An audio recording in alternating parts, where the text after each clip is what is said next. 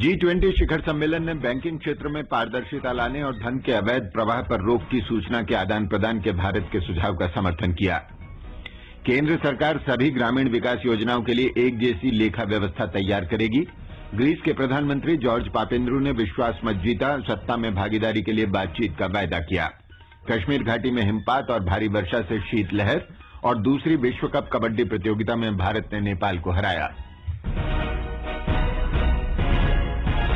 प्रधानमंत्री ने कहा है कि ऐसा माहौल तैयार होना चाहिए जिससे भारतीय नागरिक विदेशों में जमा अपना अवैध धन वापस ला सकें।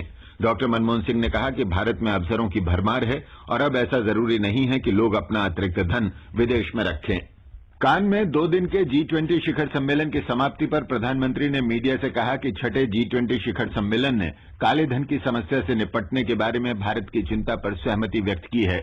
शिखर सम्मेलन के बाद जारी विज्ञप्ति में भारत के इस विचार का समर्थन किया गया कि बैंकिंग क्षेत्र में पारदर्शिता लाई जाए तथा कर चोरी और धन के गैर कानूनी प्रवाह से निपटने के लिए सूचना का आदान प्रदान किया जाए। प्रधानमंत्री ने कहा कि यह मुद्दा शिखर सम्मेलन में भारत के एजेंडे का महत्वपूर्ण हिस्सा था। उन्होंने कहा कि G20 की परस्पर आकलन प्रक्रिया ने वित्तीय नियमन और बैंकिंग क्षेत्र में पारदर्शिता तथा कृषि और ऊर्जा बाजारों के कामकाज सहित सभी महत्वपूर्ण क्षेत्रों में प्रगति की है। डॉक्टर सिंह ने भारत को सर्वाधिक वरीयता वाले देश का दर्जा देने के पाकिस्तान के फैसले का स्वागत किया। प्रधानमंत्री ने कहा कि यूरोपीय देशों ने क्षेत्र में आर्थिक संकट के समाधान की दिशा में कुछ प्रगति की है। उन्होंने कहा कि यूरोपीय संघ के राहत पैकेज पर जनमत संग्रह न कराने का ग्रीस का फैसला और अंतर्राष्ट्रीय मुद्रा कोष की निगरानी के प्रस्ताव पर इटली की सहमति इस संकट के हल की दिशा में सकारात्मक कदम है। प्रधानमंत्री आज नई दिल्ली लौट आए हैं।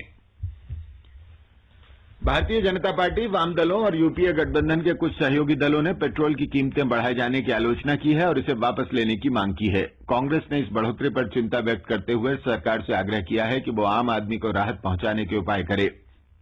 वित्त मंत्री प्रणब मुखर्जी ने स्पष्ट किया है कि पेट्रोल की कीमत बढ़ाने का फैसला तेल कंपनियों का है, क्योंकि इसे नियंत्रण मुक्त किया जा चुका है। सरकार का इससे कुछ लेना देना नहीं है। इस बीच इंडियन ऑयल कॉरपोरेशन ने कहा है कि पेट्रोल की कीमत में बढ़ोतरी करना इसलिए जरूरी हो गया था क्योंकि रुपए के कमजोर होने से कच्चे तेल का आयात महंगा हो गया। वित्त मंत्री प्रणब मुखर्जी ने 12वीं पंचवर्षीय योजना में समावेशी विकास का लक्ष्य प्राप्त करने के लिए केंद्र और राज्यों से मिलकर काम करने का आग्रह किया है। कल नई दिल्ली में एक समारोह में श्री मुखर्जी ने कहा कि देश के विकास में सभी लोगों की भागीदारी सुनिश्चित करने और उसका लाभ सभी वर्गों तक पहुंचाने के लिए बहुस्तरीय रणनीति की आवश्यकता है। वित्त मंत्री ने कहा कि 12वीं योजना में स्वास्थ्य और शिक्षा जैसी अनिवार्य सेवाओं का लाभ सब तक पहुंचाने पर ध्यान केंद्रित किया जाएगा और विशेष रूप से गरीबों को सशक्त बनाने के लिए उनकी शिक्षा, कौशल विकास और प्रशिक्षण पर जोर दिया जाएगा। केंद्र सरकार माओवादियों के खिलाफ कार्रवाई करने के लिए बिहार को सीआरपीएफ की 3 अतिरिक्त बटालियनें देगी। केंद्रीय गृह सचिव राजकुमार सिंह ने पटना में बताया कि 1 बटालियन अगले महीने तक भेज दी जाएगी, जबकि 2 बटालियन अगले 2 महीने में भेजी जाएंगी।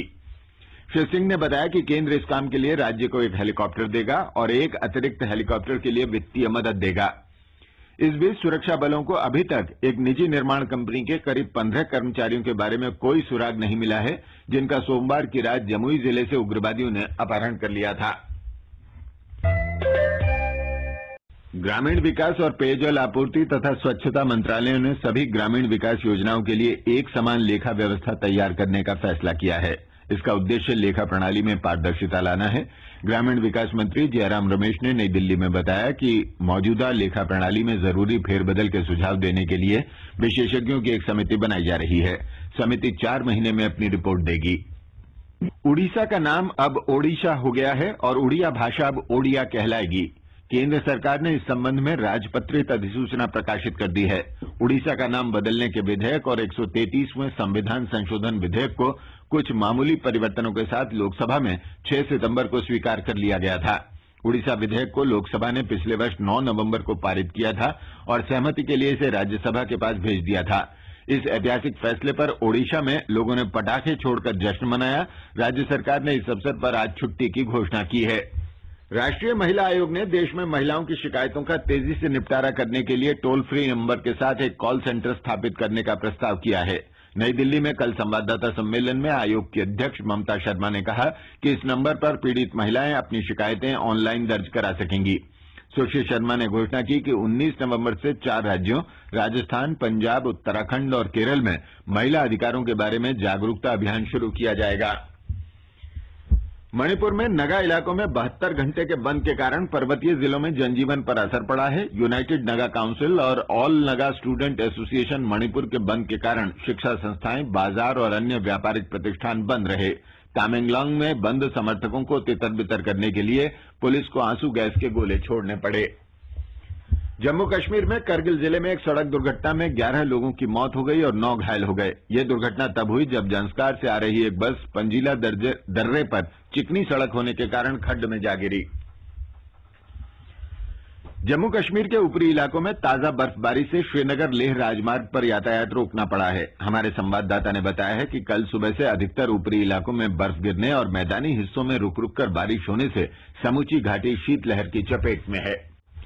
ग्रीस के प्रधानमंत्री जॉर्ज पापेंद्रू ने सत्ता में भागीदारी की बातचीत करने का वायदा करने के बाद महत्वपूर्ण विश्वास मत हासिल कर लिया है। इससे पहले उन्होंने कर्ज से दबे अपने देश को राहत देने के यूरोपीय संघ के प्रस्ताव पर जनमत संग्रह कराने का ऐलान करके यूरोपीय बाजारों में हलचल पैदा कर दी थी। उनके इस ऐलान से यूरोपीय संघ के अन्य देश भी सख्ते में आ गए थे, लेकिन अब श्री पापेंद्रू का कहना है कि यूरोपीय संघ का राहत पैकेज स्वीकार करना ही होगा और इस अवसर को गंवाना ऐतिहासिक गलती होगी। सीरिया सरकार ने उन सभी उग्रवादियों को आम माफी देने की घोषणा की है जो आज से एक सप्ताह के भीतर प्रशासन के सामने हथियार डाल देंगे। सीरियाई अरब समाचार एजेंसी साना ने दमिश्क में इस आशय का एक बयान जारी किया है। बयान में कहा गया है कि आंतरिक सुरक्षा मंत्रालय ने सभी नागरिकों से कहा है कि हथियार रखने वाले, बेचने वाले, खरीदने वाले या उन्हें लाने ले जाने में शामिल ऐसे सभी लोग जिन्होंने कोई अपराध नहीं किया, वे अपने हथियार नजदीकी थाने में सौंप दें। ऐसा करने वाले व्यक्तियों को आम माफी के तहत तत्काल छोड़ दिया जाएगा। पंजाब में मोगा में दूसरी कबड्डी विश्व कप प्रतियोगिता में भारत ने अपने दूसरे मैच में नेपाल को 21 के मुकाबले 67 अंक से हरा दिया है। उधर चीनी ताइपे में भारत के समीर वर्मा विश्व जूनियर बैडमिंटन चैंपियनशिप के सेमीफाइनल में पहुंच गए हैं। सेमीफाइनल में समीर का मुकाबला शीर्ष वरीयता प्राप्त डेनमार्क के विक्टर एक्सेल्सन से होगा। हज यात्रा पर गए भारतीय यात्री अन्य जायरीन के साथ हज करने के लिए मक्का से मीना चले गए हैं। हमारे संवाददाता ने बताया है कि इस साल हज यात्रा में 25 लाख जायरीन भाग ले रहे हैं, जिनमें 1,24,000 भारत से हैं। पेट्रोल की कीमतें बढ़ने पर उठे विरोध के स्वर और सरकार का रुख आज सभी अखबारों की पहली सुर्खी है। इस संबंध में प्रधानमंत्री की राय भी अखबारों ने छापी है। इस संदर्भ में नवभारत टाइम्स ने एक जनहित याचिका पर केरल उच्च न्यायालय की टिप्पणी छापी है कि महंगाई धीमी मौत की तरह है, सरकारें हाथ नहीं झाड़ सकती।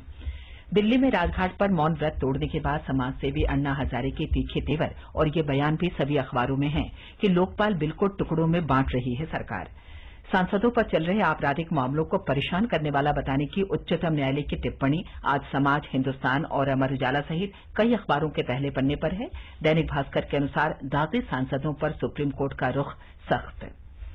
यूरोजोन संकट के संदर्भ में इकोनॉमिक टाइम्स की सुर्खी है कि G20 से उम्मीद टूटने के बाद आगे की चिंता में डूबी दुनिया, लेकिन बिजनेस भास्कर के अनुसार ग्रीस घटनाक्रम से बाजार को राहत।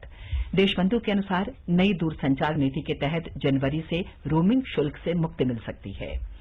मेडिकल पाठ्यक्रमों में प्रवेश के लिए साझा परीक्षा को भारतीय चिकित्सा परिषद की स्वीकृति की खबर हिन्दुस्तान और दैनिक जागरण ने दी है। दैनिक जागरण के अनुसार पहली साझा प्रवेश परीक्षा 13 मई को होगी। पाकिस्तान की तरफ से सबसे अधिक वरीयता वाले देश का दर्जा मिलने पर प्रधानमंत्री का ये बयान अमर उजाला के पहले पन्ने पर है कि ये बदली सोच का संकेत है, देर आए दुरुस्त आए।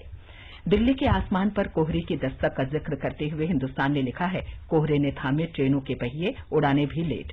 कश्मीर घाटी में हिमपात होने और तापमान 0 से नीचे जाने की खबरें भी अखबारों ने दी हैं। दैनिक जागरण के पहले पन्ने की खबर है कि अब ई टिकट का रिफंड जल्दी मिलेगा। IRCTC ने इसके लिए नई प्रणाली विकसित की है। देशबंधु ने अमरीकी जनगणना के नए आंकड़ों के आधार पर लिखा है, अमरीका में अमीरी गरीबी की खाई और गहराई, हर 15वां व्यक्ति अति गरीब है। प्रगतिशील लेखक संघ की स्थापना के 75 वर्ष पूरे होने के उपलक्ष्य में राष्ट्रीय सहारा ने हस्तक्षेप के अंतर्गत 4 पन्ने की विशेष सामग्री छापी है, जिसमें अनेक लेखकों और साहित्यकारों ने इस सफर का आकलन किया है। 11 नवंबर 2011 को 11 के अंक के 3 बार के दुर्लभ संयोग का जिक्र करते हुए नई दुनिया ने लिखा है कि बिना मुहूर्त होंगी कई शादियां, उस दिन शुभ कार्य में जुटे लोग।